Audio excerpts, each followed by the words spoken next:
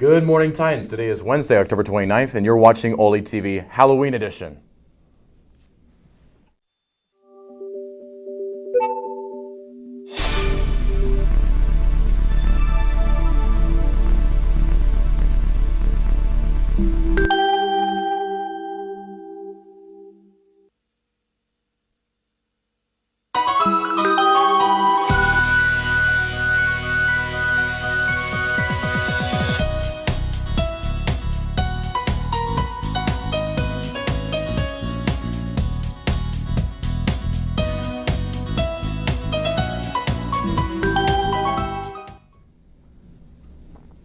Attention Olympus boys. Anyone who's interested in trying out for boys basketball this year must come to a mandatory meeting Tuesday, November 4th after school in the lecture hall.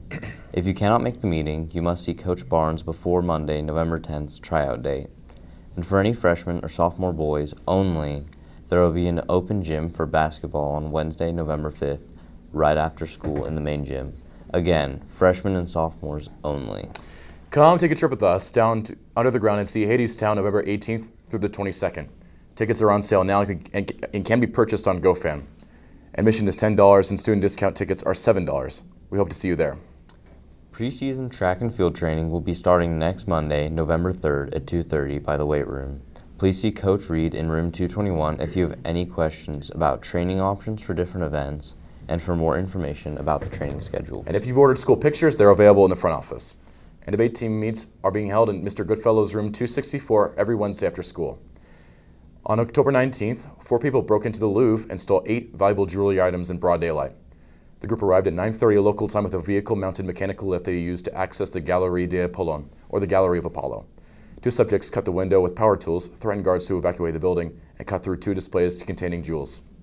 And 2 suspects were reportedly caught on the 25th, just as one attempted to leave the country. The Paris prosecutor's office stated that, though the culprits have been caught, this is still a strong display that even the Louvre is susceptible to common robbery, and our precious artifacts are not as secure as we think they are. Have you seen Salt Lake City's local wizard recently? Who is he? Can he actually cast spells? Here's Janie with more.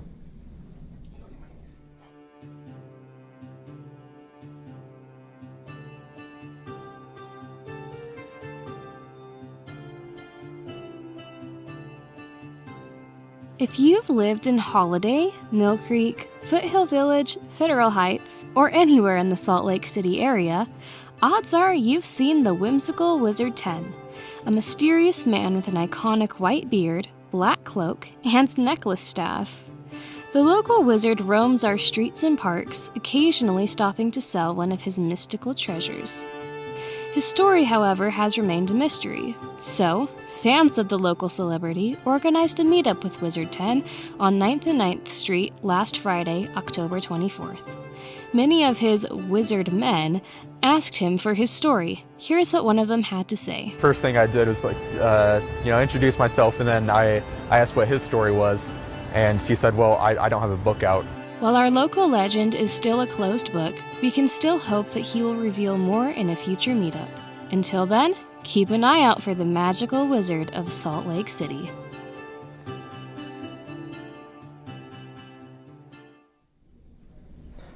Thanks, Janie. I think the wizard is actually the physical embodiment of Halloween.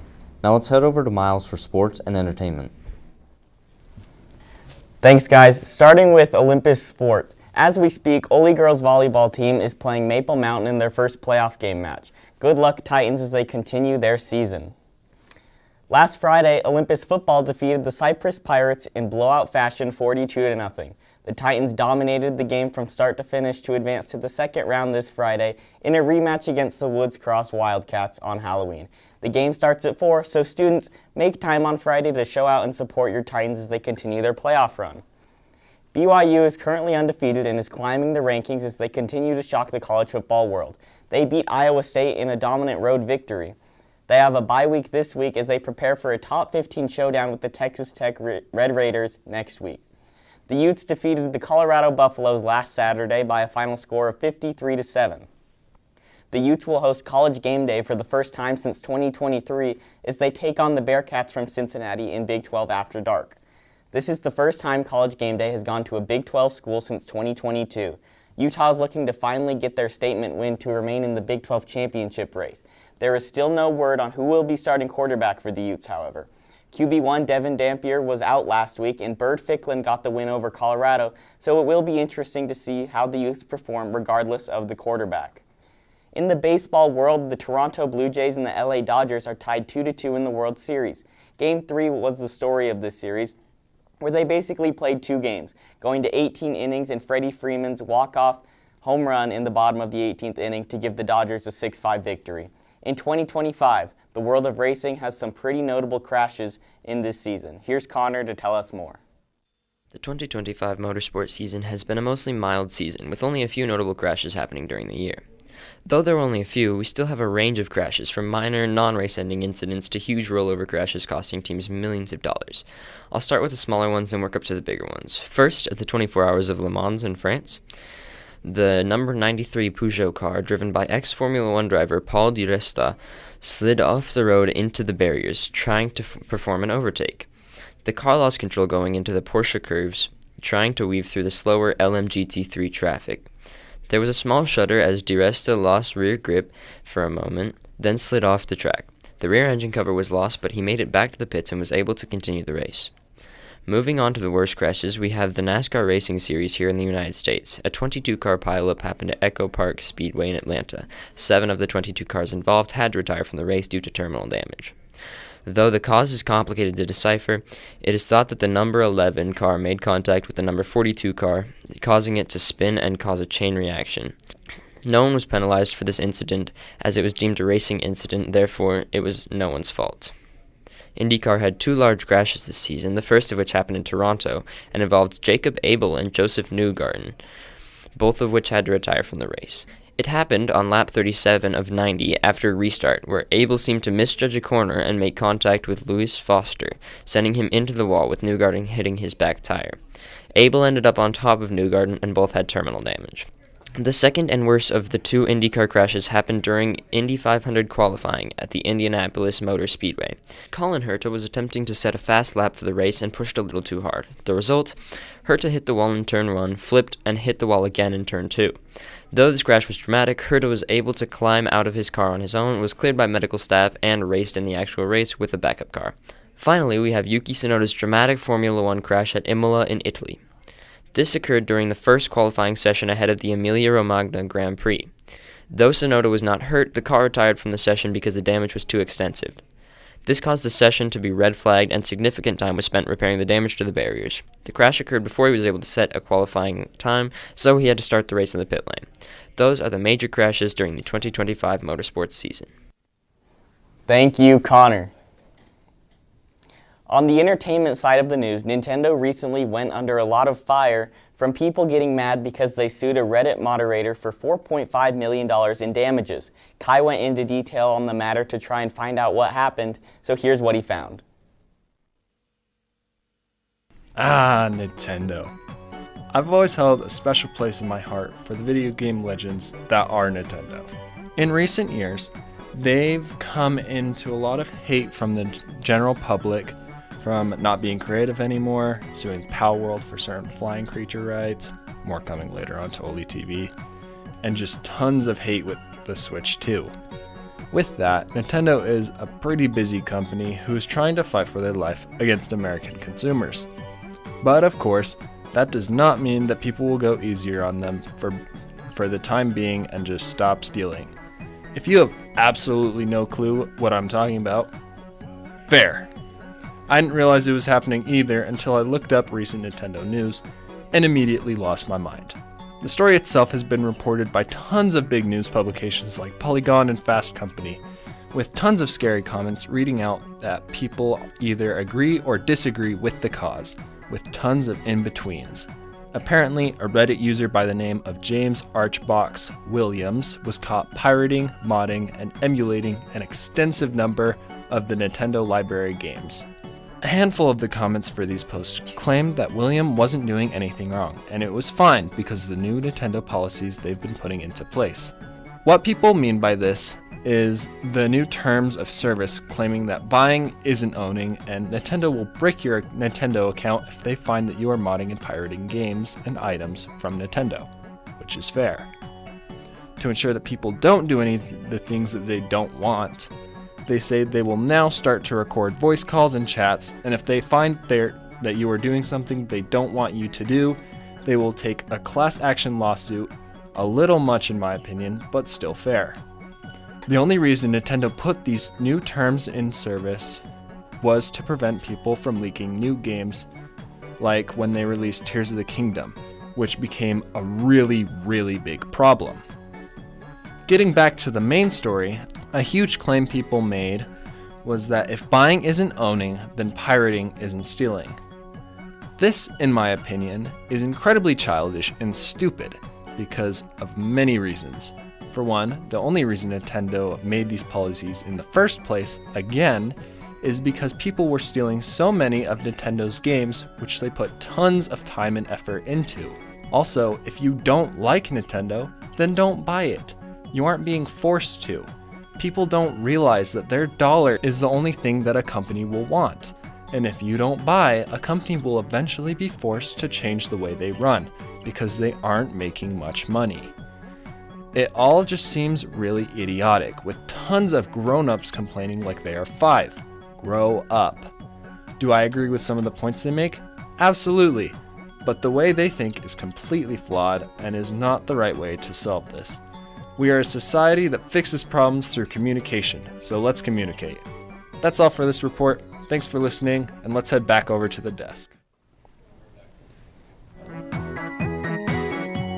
In other news, the Chainsaw Man movie was released last week. Here's Ethan and Talon to tell more. Last week on Friday, the Chainsaw Man movie was released. It has been received extremely positively, and is considered one of the best anime movies and anime of all time. And because I've been banned from giving movie reviews on OlyTV, if you know you know, I will have Ethan review it. Thanks, Talon. Unlike you, I won't spoil the entirety of a movie to give a review. Oh, shush. It's a review, not a breakdown. Okay, buddy. Anyways, where do I start with this movie? I waited for nearly a year for the Red Arc movie to come out. Ever since I first watched the Chainsaw Man anime and figured out that there was going to be a movie for it, I was instantly just wanting the movie to come out instantly. I instantly tried getting as much people to watch the anime as possible to find someone who would actually go and watch it with me. Luckily, I got talent to watch the anime in the span of 5 hours. Anyway, getting back to the topic. The anime was, it's my favorite anime of all time, and maybe even my favorite animated media on this planet. Especially with now, we have the Red Arc. Holy crap, I am an animation nerd, and the animation in this movie was just simply explosive. All the budget of the animation was shoved into the final, and holy crap, I'm so happy they did that. The final fight is probably one of the most effect anime fights I've ever seen. Just so you know, only seen about 5 animes all the way through. One of them is Demon Slayer, so yes, I can talk about this. And the fact that the majority of the budget was put into the final fight makes it so all the other scenes in the movie that are meant to be more slow and just be a little bit more calm just absolutely makes them hit, because you don't need $1 million to be going into a girl walking to a coffee shop. You don't need $1 million for that. Back to the fight scenes, the entirety of every fight scene, even the ones that weren't super budget heavy, are on par with Demon Slayer. And if you have seen Demon Slayer, the fight scenes in the movies and in the anime are insane. And I really do think Red Arc can hold up to those. And not just the animation, the music is also just simply beautiful, but Talon's gonna go over that. Now, if you mind me, I gotta go to some random coffee shop that I got told about by some random girl that had purple hair. Anyway, see ya, and back to Talon. I'm gonna give my opinions a little bit, but I will not spoil the movie. Pacing is really fast, and it keeps you engaged and invested. And the animation, holy peak! The animation and characters are the movie's biggest strength. You quickly get invested and attached to the characters. The plot is simple yet effective, and I found it unpredictable. The soundtrack is great. I found myself listening to the soundtrack on my own time, which I rarely do. The only movie soundtracks I listen to are Shin Godzilla and La La Land, and now Chainsaw Man. Iris Out is an amazing song. I don't understand what he's saying, but it's a banger.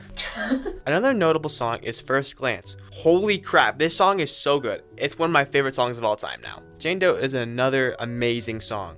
and I still don't know what they're saying. The music adds so much to the scenes. This is my favorite movie of the year. That's all from us. Now back to you guys at the desk. Thank you, Ethan, and thank you, Talon, for not spoiling the whole movie. That's all for me. Back to you guys at the desk. Thanks, Miles. Hey, James, how's the weather today? Will we have another dark night and set the Halloween scene?